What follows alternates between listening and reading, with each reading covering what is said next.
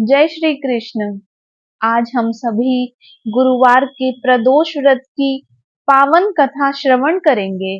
प्रदोष व्रत हर माह की त्रयोदशी तिथि को रखा जाता है।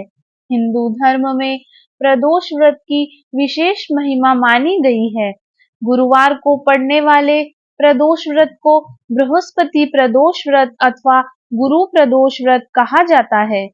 प्रदोष व्रत को मंगलकारी एवं शिव की कृपा दिलाने वाला माना गया है।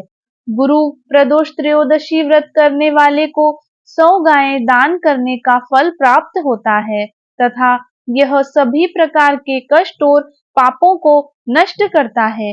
इस व्रत की कथा श्रवण करने से ऐश्वर्य और विजय का शुभ वरदान भगवान सदाशिव से प्राप्त होता है। गुरु प्रदोष व्रत शत्रुओं का विनाश करने वाला भी माना गया है।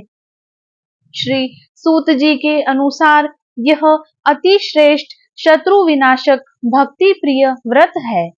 इस दिन भगवान शिव का विधिवत पूजन करने से बृहस्पति ग्रह का कुंडली पर बहुत ही शुभ प्रभाव पड़ता है। तो आइए सदाशिव के चरणों में अपना ध्यान केंद्रित करें और इस पावन कथा का आनंद लें। आइए सुनते हैं इस पावन कथा को।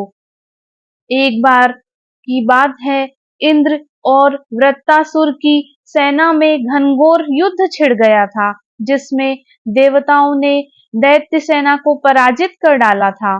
अपनी सेना की हार देखकर वृत्तासुर अत्यंत क्रोधित हुआ और स्वयं युद्ध के मैदान में आ गया। असुरी माया से उसने विकराल रूप धारण कर लिया, जिससे सभी देवता भयभीत हो गुरुदेव बृहस्पति के पास पहुंचे। बृहस्पति महाराज बोले, पहले आप सभी वृत्तासुर का वास्तविक परिचय जान ले। वृत्तासुर बड़ा तपस्वी और कर्मनिष्ठ है। उसने गंधमादन पर्वत पर कठिन तपस्या कर शिव जी की कृपा प्राप्त की। पूर्व समय में वह चित्ररथ नाम का राजा था। एक समय वह अपने विमान से कैलाश पर्वत पर चला गया।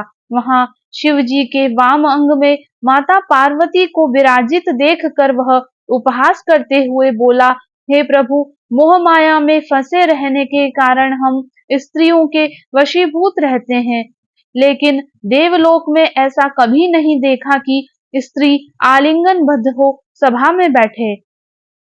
राजा चित्ररथ के ऐसे वचन सुन शिव शंकर हंसकर बोले, हे राजन, मेरा व्यावहारिक दृष्टिकोण अलग है। मैंने मृत्युदाता कालकूट महाविष का पान किया है, फिर भी तुम मेरा उपहास उड़ाते हो। लेकिन चित्ररथ के ऐसे वचन सुनकर माता पार्वती क्रोधित हो बोली, अरे दुष्ट, तूने सर्वव्यापी देवों के देव महादेव के साथ ही मेरा भी उपहास उड़ाया है। मैं तुझे ऐसी शिक्षा दूंगी कि फिर तू किसी से ऐसा उपहास करने का दुस्साहस नहीं करेगा।